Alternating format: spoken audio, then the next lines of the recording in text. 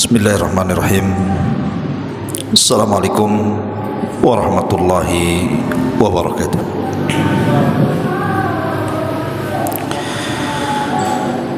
Alhamdulillah wassalatu wassalamu ala Rasulillah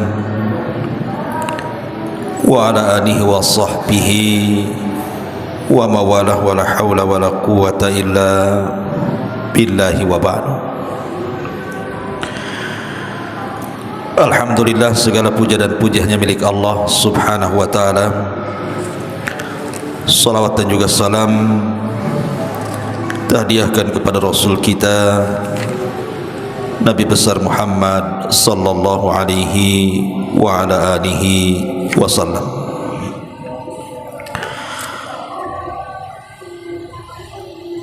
Alhamdulillah, di malam hari ini kembali kita bisa duduk untuk bertolabul ilmi. Salawat dan juga salam demi keberkahan majlis di malam ini kita senantiasa hadiahkan kepada Rasul kita Nabi besar Muhammad sallallahu alaihi wasallam. Allahumma salli ala Muhammad wa ala alihi wa sahbihi wa man sara ala nahjihi ila yaumiddin. Ma'asyiral muslimin yang dimuliakan Allah subhanahu wa ta'ala, malam ini kita akan membahas surah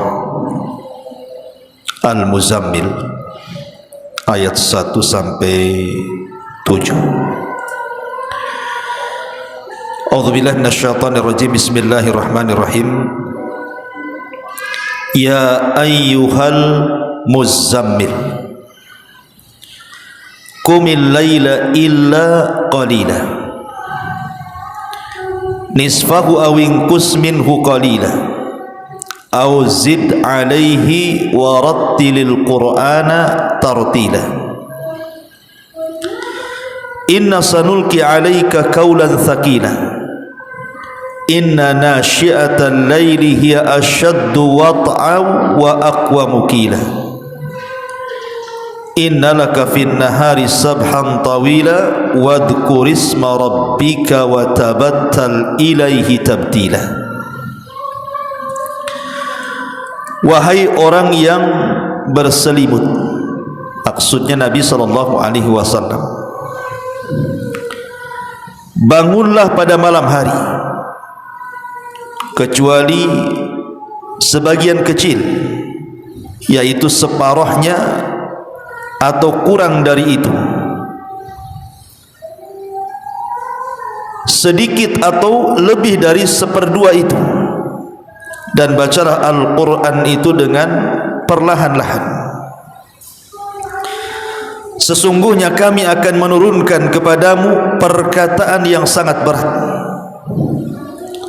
Sesungguhnya bangun di malam hari itu lebih kuat mengisi jiwa, dan bacaan di waktu itu lebih berkesan kepada hati.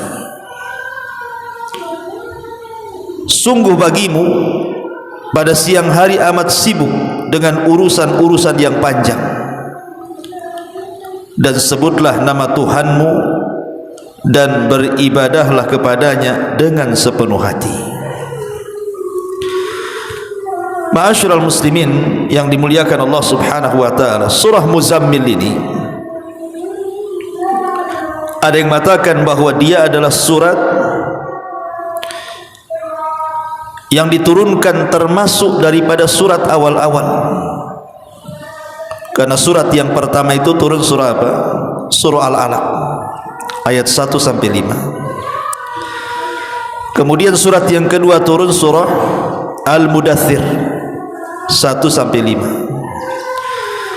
Kemudian setelah surah Al-Mudaththir turun surah Nun wal qalami wa ma yasturun.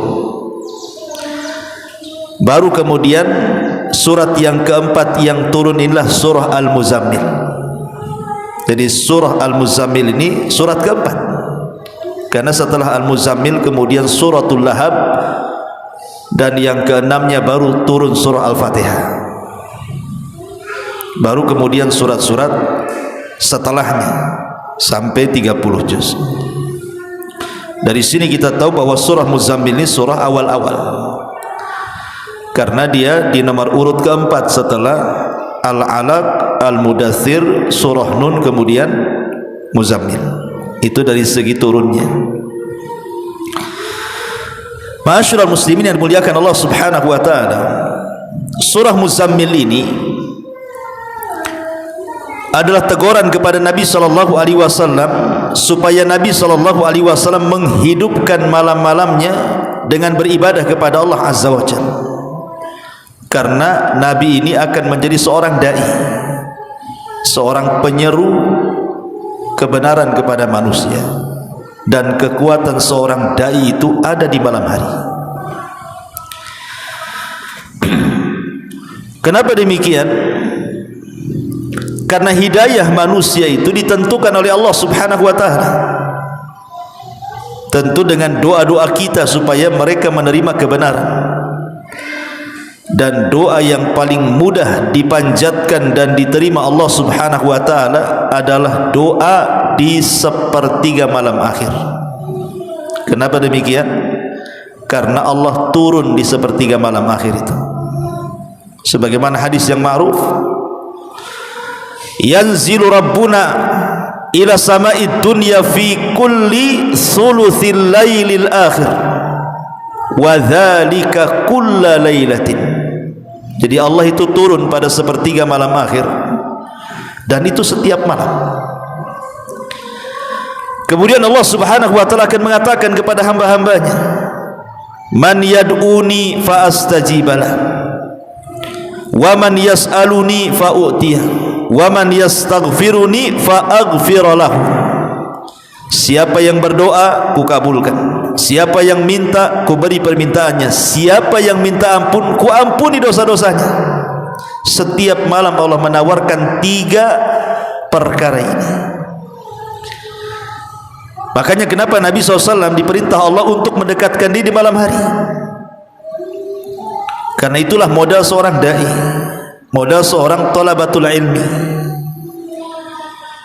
Ma'asyiral muslimin yang dimuliakan Allah Subhanahu wa taala, di sini Allah Subhanahu wa taala katakan, ya ayyuhal muzammil, wahai orang yang berselimut. Maksudnya Nabi sallallahu alaihi wasallam, lihat bagaimana Allah memanggil Nabi kita. Tidak pernah dalam Quran ada panggilan ya Muhammad, tidak ada. Tetapi di Quran itu selalu panggilannya kepada Rasul mesti ya ayyuhan nabi, ya ayyuhar rasul, ya ayyuhal muddaththir, ya ayyuhal muzammil. Selalu dalam Quran itu, tidak ada langsung menyebut ya Muhammad. Beda dengan nabi-nabi yang lainnya, Allah Subhanahu wa taala menyebut namanya. Ya Musa, ya Isa, ya Ibrahim, ya Daud. Selalu kita lewat dalam Quran itu Allah menyebut namanya langsung. Dan ini sebuah kemuliaan. Allah Subhanahu wa taala tidak menyebut namanya, tapi menyebut gelarnya. Di sini Allah mengatakan ya ayyuhal muzammil qumil laila illa qalila. Bangunlah di malam hari. Bangunlah di malam hari. Kecuali sebagian kecil, nisfahu awin qus minhu qalila aw zid alaihi wa rattilil qur'ana tartila.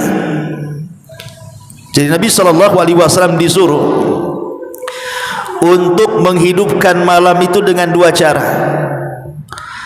Pertama, separuh tidur, separuh menghidupkan malam. Nisfahu artinya separuh tidur sampai separuh malam, kemudian dari separuh malam bangun sampai fajar. Nisfahu awingkus minhu qalilan au zid. Allah mengatakan atau kau tambah enggak apa-apa. Kalau ditambah dari separuh berarti menjadi 2/3. Karena malam itu kan dibagi 3, ada sepertiga malam awal, ada sepertiga malam tengah, ada sepertiga malam akhir. Dan malam itu dimulai dari terbenamnya matahari sampai terbit fajar. Berarti sepertiga malam awal dari maghrib ke isya, sepertiga malam tengah dari isya ke pertengahan malam, baru kemudian sepertiga malam akhir sampai fajar. Jadi Nabi SAW diperintahkan Allah untuk tidur separuh malam atau 2/3 malam. Karena di sini Allah mengatakan nisfahu awingkus minhu qalila au zid alaihi. Boleh kau tambah dari separuh itu menjadi sedikit lagi. Kata para ulama maksudnya Nabi SAW boleh tidur di waktu malam itu, menghabiskan waktunya separuh malam atau 2/3 malam. Baru setelah itu bangun. Berarti cara tidurnya Nabi SAW, habis isya tidur, kemudian jam 12 bangun, kemudian tidak tidur lagi sampai fajar, atau dilebihkan 2/3 mungkin sampai jam 2, baru kemudian setelahnya bangun sampai fajar. Itu cara tidur Nabi. Kalau cara tidur kita kan tidak, ya, memang tidurnya jam 11, bangunnya adzan subuh, yang bangun, yang tak bangun bablas. Di sini ma'asyiral muslimin yang dimuliakan Allah Azza wa Jalla, ketika turun surah Muzammil ini, maka Nabi SAW sejak itu tidak pernah nyenyak tidur. Walaupun tidur, yang tidur itu matanya saja, hatinya tidak tidur. Surah Muzammil ini memang agak aneh, unik gitu ya, karena satu-satunya surat di mana akhir daripada surat menghapus awalnya. Jadi akhir surat ini menghapus hukum awalnya. Hukum awalnya mengatakan kumil laila, ini perintah. Dan dalam bahasa usul, al-amru tufidul wujub. Perintah itu asalnya wajib. Artinya solat malam itu ketika awal diperintahkan wajib bagi Rasul dan juga wajib bagi umatnya. Mereka wajib solat malam. Tapi kemudian di akhir-akhir ayat surah Muzammil dihapus kewajiban itu. Dihukum dimansuh, dihapus hukum wajib bagi umatnya, tetapi bagi Nabi SAW tetap wajib. Jadi solat malam bagi kita sunnah, tapi bagi Nabi itu wajib. Makanya Nabi SAW tidak pernah meninggalkan solat malam kecuali satu kali. Itu pun diperselisihkan, apakah Nabi solat atau tidak, maksudnya solat malam, ketika Rasul sedang haji di Hudaybiyah. Jadi ketika Nabi SAW sedang melaksanakan haji di Muzdalifah, apakah Nabi SAW ketika itu salat malam atau tidak? Walaupun pada hukum asalnya tentu Rasul salat malam, tapi selama hayatnya Rasul tidak pernah meninggalkan salat malam, karena bagi dia salat malam itu wajib masalahnya. Bahkan saking tiap malam Nabi SAW salat malam itu sampai kakinya pecah-pecah. Jadi satu malam Aisyah radhiyallahu anha ini tertidur bersama Rasul. Kemudian Nabi SAW bangun kemudian salat malam. Tiba-tiba Aisyah radhiyallahu anha terbangun kemudian meraba-raba, terabalah kaki Nabi SAW yang sedang salat itu.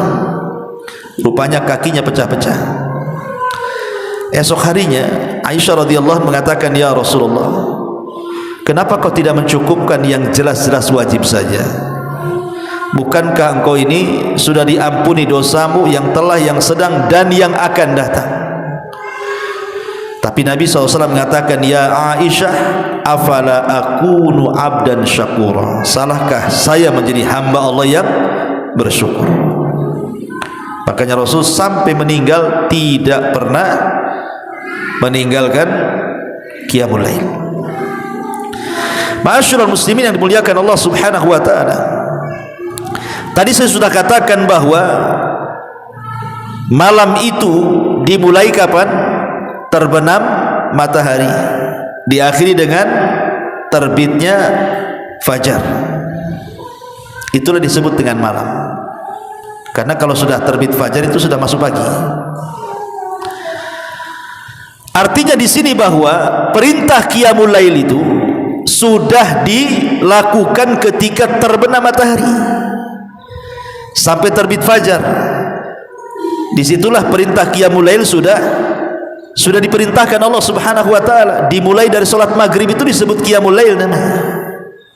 Karena qiyam lail itu tidak mesti tahajud, tidak. Qiyam lail itu tidak mesti tahajud. Berdoa, antum berdoa nih di malam hari, itu termasuk qiyamul lail. Kemudian membaca istighfar, itu termasuk qiyamul lail. Kemudian membaca Al-Quran, itu termasuk qiyamul lail. Kemudian berzikir, itu termasuk qiyamul lail. Kemudian berwudu, itu termasuk qiyamul lail. Termasuk juga solat, termasuk qiyam al-lail. Jadi qiyam lail itu umum. Beda kalau kita katakan tahajud, berarti dia khusus, berarti solat malam. Tapi kalau disebut dengan qiyamul lail, menghidupkan malam itu tidak mesti dengan solat. Umpamanya antum bangun tidur, lilir lah karena dingin, pengen kencing, akhirnya antum ke toilet. Sebelum antum tidur lagi, antum sempatkan berwudu, berarti antum sudah melaksanakan qiyamul lail walaupun hanya berwudu, gitu maksudnya. Ataupun hanya berzikir, atau hanya membaca Al-Quran tidak lama, ataupun membaca istighfar dan begitu seterusnya, itu sudah dianggap qiyamul lail itu. Ataupun salat malam, karena qiyamul lail itu kan umum, beda dengan tahajud khusus ya. Makanya orang yang kemudian melaksanakan salat isya berjamaah, kemudian juga ditutup dengan salat subuh berjamaah, seolah-olah antum menegakkan qiyamul lail dari awal sampai akhir. Perhatikan hadis Nabi. Nabi SAW mengatakan, hadis dalam yang dikeluarkan Imam Abi Dawud, man shallal isya fi jama'atin kana ka qiyami nisfi lailin, wa man shallal isya wal fajra fi jama'atin kana ka qiyamil laili kulli. Barang siapa yang salat isya berjamaah, seolah-olah dia menghidupkan separuh malam. Tapi barang siapa yang solat isya berjamaah plus dengan subuh berjamaah, maka seolah-olah anda menghidupkan malam itu dengan qiyamul lail. Kenapa? Karena solat isya berjamaah separuh malam kita dapat, solat subuh berjamaah separuh malam. Jadi kalau digabungkan jadi satu malam suntuk, seolah-olah kita ini tidak tidur beribadah tuh. Bayangkan hanya melaksanakan dua solat ini saja, solat isya berjamaah, solat subuh berjamaah, kemudian lebihnya antum tidur, itu sudah dicatat antum qiyamul lail satu malam suntuk, mulai terbenam matahari sampai terbit fajar. Nah, luar biasa kan itu. Kenapa demikian? Karena solat yang paling berat dilakukan orang munafik ini solat isya dan solat fajar. Nabi SAW mengatakan, inna athqala salatin alal munafikin salatul isya wa salatul fajri. Salat yang paling berat dilakukan orang munafik itu adalah salat isya dan salat fajar. Kenapa? Kenapa salat isya kok berat? Karena salat isya ini kalau orang sudah kerja capek di siang hari, itu mulai ngerayap ngantuknya itu di waktu isya. Nah, mulai dia ngantuk kan itu. Kenapa kemudian di sholat subuh? Karena sholat subuh itu asik-asiknya tidur itu. Asik-asiknya tidur kan subuh tuh, karena di situ kan mulai dingin tuh cuaca tuh kan. Makanya orang susah bangun. Lah ketika kemudian kita menjaga dua sholat ini dengan cara berjamaah, maka Allah Subhanahu wa taala berikan hadiah dengan cara apa? Seolah-olah kita menghidupkan malam semuanya. Asal syaratnya isya jamaah, subuh jamaah.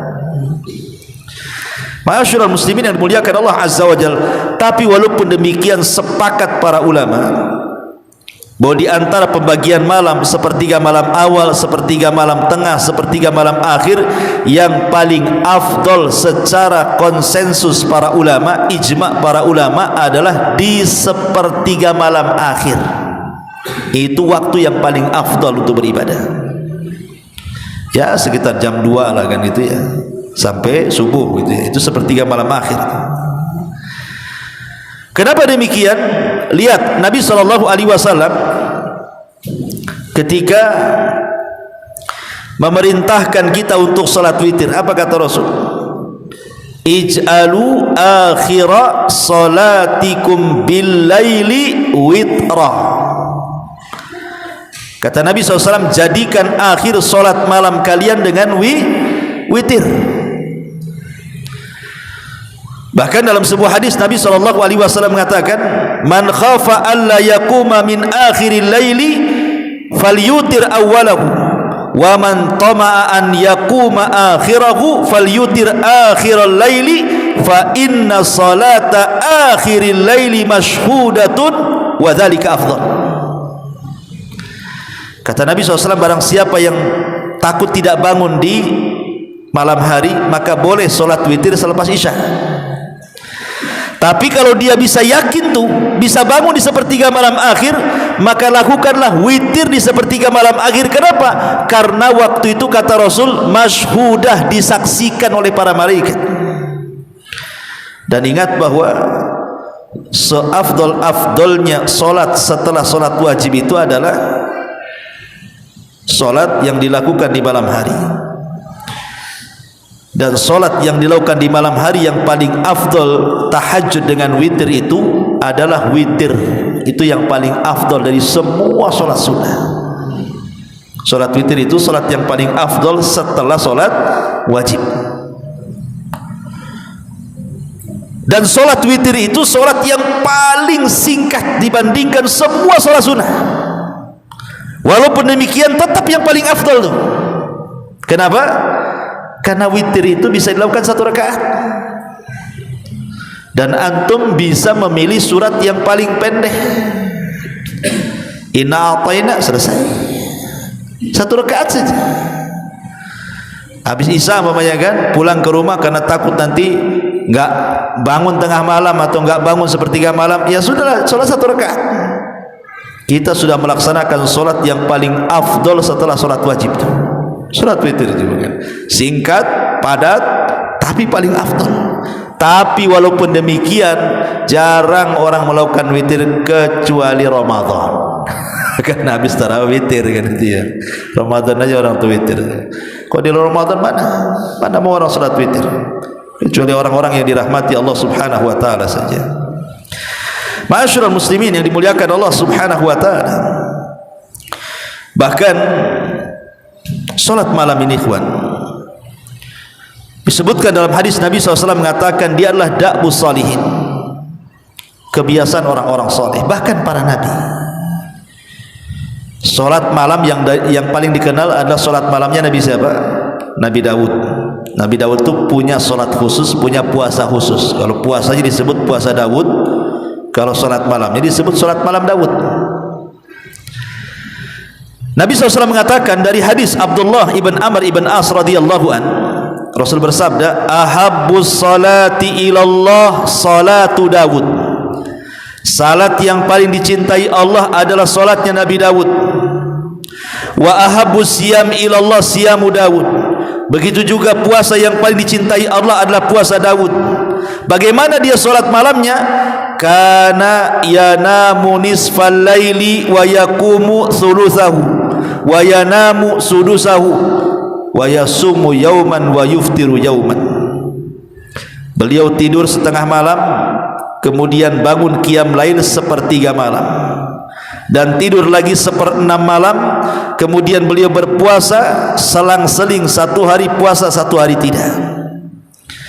Dari sini kita tahu bahwa solat malam itu kebiasaan para nabi, termasuk Nabi Daud di sini, dan juga kebiasaan orang-orang soleh.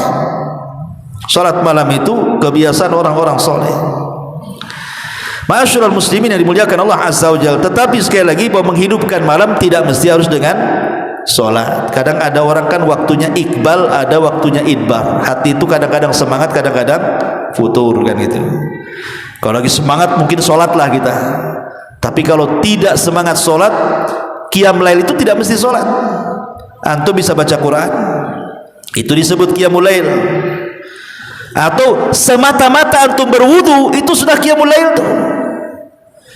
Atau antum berzikirlah habis bangun tidur itu, antum berzikir, membaca doa habis tidur umpamanya, alhamdulillahilladzi ba'da ma amatana wa ilaihi Allah, alhamdulillahilladzi ahyana ba'da ma amatana wa ilaihi nusyur. Kemudian antum bertasbih, bertakbir, bertahlil, subhanallah, alhamdulillah, begitu seterusnya. Antum sudah dianggap qiyamul lail. Perhatikan satu hadis yang sering saya sampaikan. Nabi mengatakan, yaqidu syaitan ala qafiyati ra'si ahadikum idza huwa nam salasa uqadin. Jadi setan itu akan datang kepada kita setiap kita hendak tidur, kemudian dia akan membawa tali, kemudian mengikat tengkuk kita 3 ikatan. Dan itu setiap malam ada setan itu yang bawa tali itu. Nah, cuman kan gak nampak aja setan bawa tali itu. Oh, nampak ya, kita kejarlah, ambil talinya. Jadi setan itu bawa tali untuk apa? Untuk mengikat tengkuk kita. Dan saya katakan ikhwan, setan itu tidak bisa menguasai ubun-ubun kita. Sering saya katakan, kalau orang barat membagi otak itu, mereka ada istilah otak kanan, otak kiri.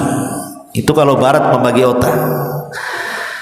Tapi kalau kita konsep Quran, otak itu dibelah menjadi 2. Ada otak depan yang disebut dengan nasiyah ubun-ubun, ada otak belakang yang disebut tengkuk.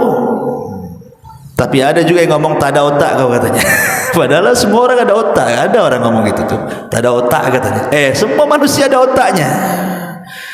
Jadi otak itu ada depan, ada belakang. Itu konsep Quran tuh. Lah, setan itu tidak bisa menguasai otak depan.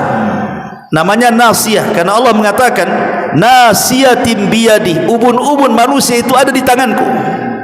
Maka lihat ketika setan bersumpah di hadapan Allah untuk menggoda Bani Adam, saya akan goda mereka dari arah kanan, dari arah kiri, dari depan, dari belakang. Tapi dia tidak mengatakan dari atas. Kenapa?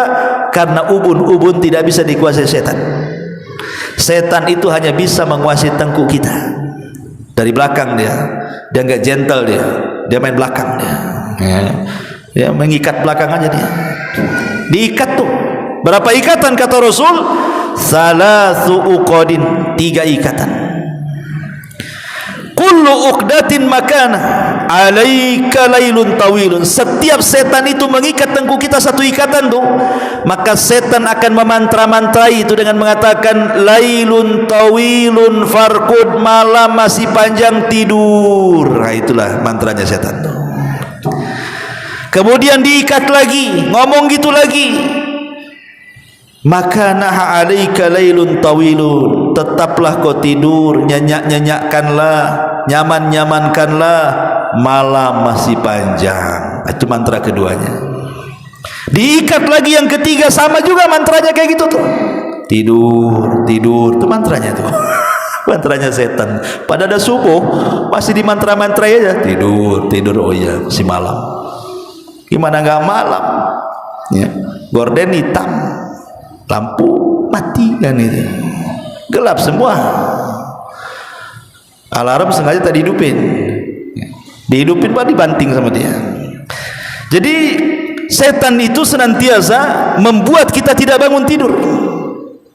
Tetapi kata Nabi SAW, kalau dia terbangun nih, seorang yang beriman, kemudian dia fadzakarallah, pertama dia berzikir kepada Allah, hilang 1 ikatan. Dia langsung bangun, kita berdoa, alhamdulillahilladzi ahyana ba'da ma amatana wa ilaihin nusyur. Zikir itu hilang 1 ikatan. Kemudian setelah dia berzikir, ambil air, berwudu dia. Kata Rasul, wa idza tawaddaa halat uqdatun, apabila dia berwudu hilanglah 2 ikatan. Kemudian habis wudu salat dia, wa in shalla halat uqdatun, apabila dia salat maka 3 ikatan hilang 3-tiganya. Dari sini kata para ulama menunjukkan apa? Di sini ada zikir, ada wudu, ada salat. Jadi qiyam lail itu tidak mesti salat kan itu ya. Pamannya malas ya sudahlah kita banyak baca Quran saja. Karena baca Quran bagian daripada zikir. Atau kalau malas baca Quran, ya zikir sajalah, subhanallah, subhanallah, subhanallah. Atau kalau malas banyak-banyak istighfar ajalah. Jadi qiyam lail itu banyak pilihan. Tapi kalau kita bisa menggabungkan semuanya, kita bisa berzikir, habis itu kita wudu, habis itu kita qiyamul lail, maka semua ikatan setan hilang. Dan di pagi hari kata Nabi SAW, maka dia akan terbangun nasyitan thayyiban nafsi, wa illa asbah khabithun nafsi kaslan, kata Rasul. Kalau dia tidak melakukannya, maka jiwanya akan jahat. Tapi kalau dia melakukannya, berzikir, wudu, kemudian salat malam, maka jiwanya akan baik dan hidupnya akan semangat dan terarah kemana dia harus melangkah hari itu.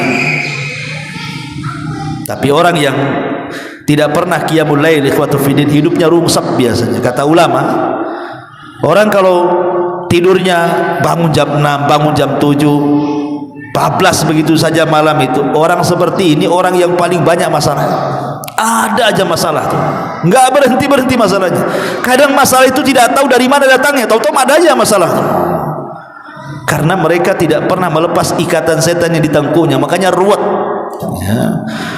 Coba bayangkan kalau satu malam 3 ikatan, 2 malam 6 ikatan, 3 malam 9 ikatan, 100 malam apa enggak?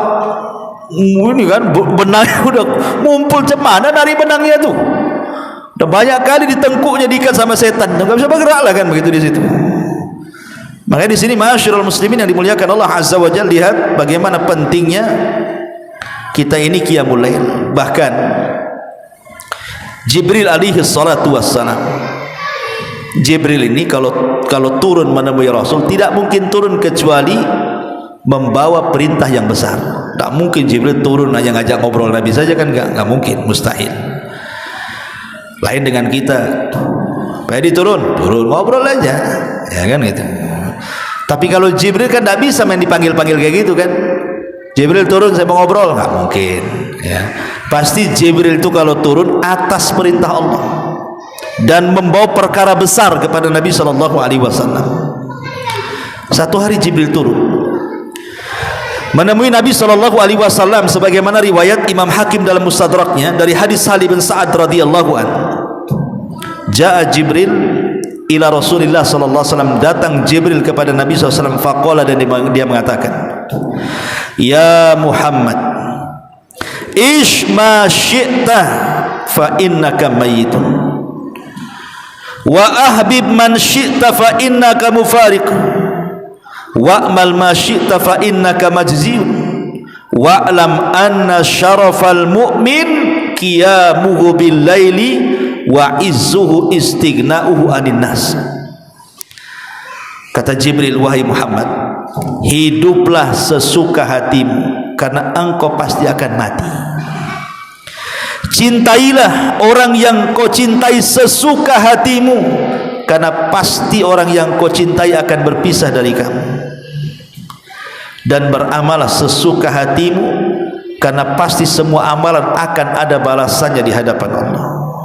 Kemudian syahidnya di sini, ingat, kata Jibril, wa'lam, ingat, anna syarafal mu'min, kemuliaan seorang mukmin itu adalah qiyamuhu bil laili, ketika dia bisa menegakkan salat malam. Tidak mesti solat, pokoknya qiyam lail. Qiyam lail itu saya katakan tadi kan, tidak mesti harus solat, baca Quran qiyam lail, berwudu qiyamul lail, atau antum sedekah di malam hari termasuk qiyamul lail juga tuh. Seperti yang dilakukan siapa? Zainul Abidin, cucu Nabi sallallahu, cicit Nabi sallallahu alaihi wasallam, putra daripada Husain ibnu Ali. Itu kalau sedekah malam-malam, ikhwan. Jadi setiap malam dia bawa gandum, dia cari tuh orang-orang fakir Madinah, setiap malam sebanyak 70 rumah fakir digendong sendiri, diletakkan di rumah fakir, nanti ambil lagi, diletakkan lagi, setiap malam 70 fuqara Madinah diinfakin dia. Walaupun demikian, kadang-kadang ada orang fakir itu yang tak tahu berterima kasih, menuduh Zainul Abidin itu bakhil katanya. Kenapa? Karena tak tampak sedekah. Kaya tak tampak sedekahnya, dibilang bakhil. Pada setiap malam dia gendong gandum tuh. Tapi orang-orang menganggap dia bakhil. Kalau orang kaya sekarang kan tidak. Kalau bagi sembako aja wajib diviralkan. Ada kamera-kamera CCTV tersembunyi mesti ada tuh. Apalagi sekarang dunia prank, ya, perang ke prank, perang-prank lah, kan itu ya. Kadang ngeprank orang gitu kan. Sok-sok ya sebenarnya kontennya baik, ingin menolong orang. Tapi dia tidak sadar ketika dia memvideokan umpamanya kan. Sedang bersedekah divideokan orangnya. Orang ini tidak tahu sedang divideokan kadang-kadang. Akhirnya tersebar mukanya. Orang yang tidak tahu dia miskin jadi tahu miskin kan itu. Kadang-kadang orang yang seperti ini dipermalukan juga. Konten-konten seperti ini baik, tapi apakah harus terus membuat konten? Dan saya yakin orang seperti ini dipertanyakan keikhlasannya. Kalau hanya untuk konten saja, hanya nyari cuan saja ya, memang tujuannya bukan sedekah kan begitu. Nyari subscriber aja yang paling banyak kan itu. Tapi lihat bagaimana dahulu orang infak itu, Zainul Abidin ketahuan infak itu setelah dia meninggal mana. Jadi dikasih tahu orang yang memandikannya bahwa punggungnya itu rusak karena setiap malam bawa gandum. Dan terbukti setelah dia meninggal tidak ada satu gandum yang ada di depan-depan orang kaya itu. Ada. Oh, berarti tahu selama ini siapa yang infak kepada mereka. Zainul Abidin. Nah, ini buat kalau dilakukan di malam hari ya qiyamul lail juga kan begitu. Karena inti qiyamul lail itu kita bangun dalam rangka mendekatkan diri kepada Allah. Tapi itu jangan tiru. Saya ingin tiru kayak Zainul Abidin. Beras satu karung cari ruli jam 2 kan. Antum masuk ruli antum diteriaki baling beras paling. Padahal itu sedekah tuh kan. Ya sekarang enggak usah, enggak perlu gitu-gitu. Sekarang ini sudah ada SMS banking. Ya, transfer saja. Pengemis-kemis saya punya iPad sekarang. Ya mungkin nanti ke depannya itu nggak ada lagi orang ngemis pakai tangan tuh. Langsung dia ngasih nomor rekeningnya. Tolong kirimkan itu ya. Makin maju sekarang ini. Ma'asyiral muslimin yang dimuliakan Allah Azza wa Jalla. Jadi di sini Rasul Jibril alaihi salam mendatangi Rasul dan mengatakan inna syarafal mu'min qiyamuhu bil-lail. Sesungguhnya kemuliaan seorang mukmin itu ketika dia bisa menegakkan malam dengan beribadah kepada Allah Subhanahu wa taala. Ma'asyiral muslimin yang dimuliakan Allah Subhanahu wa taala. Dahulu kita akan masuk ke kisah-kisah sekarang. Dahulu ada seorang budak perempuan milik Al-Hasan ibn Salih ibn Huyai. Jadi ada orang soleh di zaman salaf namanya Al-Hasan ibn Salih ibn Huyai. Itu punya jariyah, punya budak perempuan. Budak perempuan ini selalu membangunkan tuannya. Kalau sudah datang sepertiga malam akhir, dibangunkan itu tuan-tuannya itu, keluarga tuannya, suruh sholat malam. Dan memang keluarganya Al-Hasan ibn Salih ini semua istrinya, dia, anak-anaknya sholat malam. Dan yang membangunkan ini biasanya budak wanitanya ini. Ya, nanti kalau sudah semua tuan-tuannya sholat, baru dia sholat. Entah kepepet ekonomi Al-Hasan ibn Salih ini, akhirnya dijualah budak wanita ini.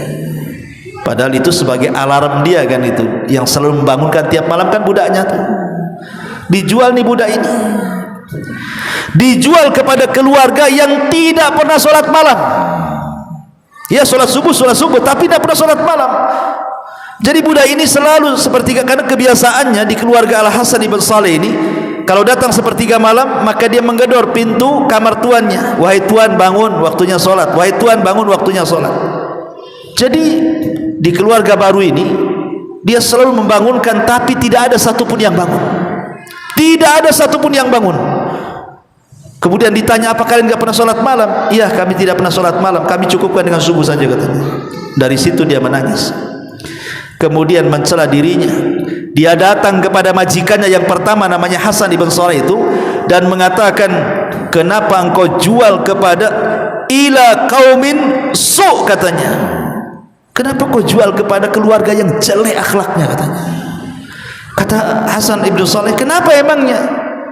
Hum la yusalluna bil lail, mereka tidak pernah sholat malam. Bayangkan orang dulu, orang enggak sholat malam itu dibilang keluarga jelek. Orang dulu gitu ya, orang salaf itu kalau tidak sholat malam dibilang keluarga jelek tuh. Kalau sekarang kira-kira apa sebutannya? Sekarang masih untung lah sholat subuh tuh, masih dibilang baik tuh, baik orang itu. Kenapa? Masih nampak subuh. Kalau sekarang ini turun derajatnya, yang penting subuh nampak dah baik kan itu. Tapi lihat ulama dulu, subhanallah ya. Ma'asyiral muslimin yang dimuliakan Allah azza wa jalla, Abu Hurairah radhiyallahu an dikisahkan kana yaqumu thulutsal laili wa taqumu imra'atahu thulutsal laili, idza nama hadza qama hadza fayuhyuna al-laila jami'a. Abu Hurairah ini dia bangun duluan, kemudian sholat sepertiga malam. Setelah kemudian dia selesai sholat, dia bangunkan istrinya, kau sekarang gantian sholat, katanya. Nanti setelah kemudian istrinya sholat selesai, maka Abu Hurairah dengan istrinya sholat bareng-bareng. Itulah kebiasaan Abu Hurairah radhiyallahu anhu. Makanya Rasul mengatakan apa? Rahimallahu rajulan, kata Rasul, rahimallahu rajulan, semoga Allah merahmati seseorang, katanya, qoma minal laili wa aiqadha ahla, dia bangun tengah malam, kemudian dia bangunkan istrinya. Kalau tidak bangun, dia ambil air diperciki wajahnya, bangun. Wa rahimallahu imra'atan, begitu juga Allah rahmati seorang wanita, qamat minal laili wa aiqadat zaujaha, dia bangun di tengah malam, dia bangunkan suaminya. Kalau tak mau bangun, dia ambil air diperciki di wajahnya, bangun. Lihat, Allah mengatakan apa? Rasul mengatakan apa? Dua-duanya dirahmati Allah. Ini kalau suami istri seperti ini kan asik tuh ya, dua-duanya dimantau. Ini enggak. Ini kalau antum diperciki air sama istri lagi tidur, wah, mungkin istri merciki satu kobokan, antum pula banjur dia satu ember. Dibalas kan itu, apa-apaan ini kan itu, ngantuk dibangunin ya. Karena kita tidak terbiasa sholat malam. Kalau terbangun malam itu kayaknya sayang, sayang tidur lagi, gitu. Jadi dalilnya sayang 2 jam lagi tidur lagi kan gitu ya. Mau mepet subuh aja dibilang sayang. Ma'asyiral muslimin yang dimuliakan Allah azza wa jalla. Kemudian juga dikatakan oleh Hasan Al-Basri rahimahullah, seorang alim min ulama'i tabi'in. Jadi dikatakan kepada Hasan Al-Basri itu, ma balu al-mutahajjidina min ahsanin nasi wujuhan. Ya Imam, kenapa ya orang-orang ahli tahajud itu wajahnya kok bersinar, bersih, gak pernah kusut, kayaknya gak ada masalah gitu kan. Kenapa ya bercahaya wajah orang-orang yang ahli tahajud itu? Lihat jawaban Hasan Al-Basri, kata dia, li'annahum khalau birrahman fa'albasahum nuran min nurihi, karena orang yang tahajud itu mereka sedang berkhalwat, bersendirian dengan Allah, maka Allah pakaikan kepada mereka baju cahaya dari cahayanya. Makanya lihat orang-orang yang suka tahajud itu bersih wajahnya. Ma'asyiral muslimin yang dimuliakan Allah subhanahu wa ta'ala, intinya bahwa sudah isya ya, malam hari itu di sini dikatakan apa namanya, inna nasyiatal laili hiya ashaddu wat'an wa aqwa mukila, sesungguhnya bangun malam itu lebih kuat mengisi jiwa dan bacaan Al-Quran lebih berkesan. Kenapa demikian? Karena malam itu biasanya ya, orang kalau bangun di tengah malam kemudian ibadah, dipastikan orang itu ikhlas. Mau dia sama siapa? Kecuali antum sholat malam di live di IG, lain ceritanya kan gitu. Tapi kalau sholat malam saja dipastikan dia ikhlas. Makanya Tamim ibn Aus Ad-Dari itu kan dikenal sholat malam tuh. Dikatakan, ya Tamim, kaifa sholatuka bilail, macam mana solatmu di malam hari? Kok kamu kuat ya solat tiap hari, kok solat malam? Marah Tamim dan mengatakan, seandainya aku melaksanakan solat 1 rakaat katanya, dan aku tidak ceritakan kepada siapapun, lebih baik dibandingkan aku solat 1000 rakaat habis itu aku ceritakan kepada kalian katanya. Aku tidak akan cerita katanya. Nah, itulah keikhlasan ulama salaf. Subhanallah bihamdika asyhadu an la ilaha illa anta astaghfiruka wa atubu ilaik. Allahu ta'ala. Assalamualaikum warahmatullahi wabarakatuh.